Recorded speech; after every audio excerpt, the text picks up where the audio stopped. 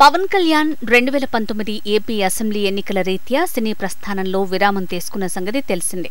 ఆ తర్వాత వకీల్ సాబ్గా వచ్చి ప్రేక్షకుల్ని మెప్పించాడు.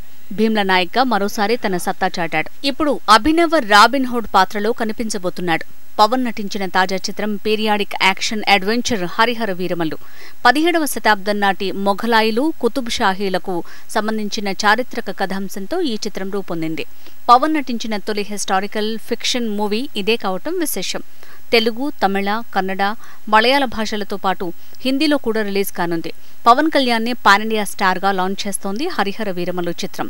సెప్టెంబర్ 2 పవన్ బర్త్డే స్పెషల్ గా ఈ చిత్రం నుంచి పవర్ గ్లాన్స్ పేరుతో ఓ స్పెషల్ గ్రాండ్ వీడియోని రిలీజ్ చేయనున్నారు నిర్మాతలు. సెప్టెంబర్ 2 సాయంత్రం 5:45 పవర్ గ్లాన్స్ ని గ్రాండ్ గా రిలీజ్ చేస్తున్నారు. ఈ వీడియో అద్భుతంగా రూపొందిందని ఇన్నర్ టాక్.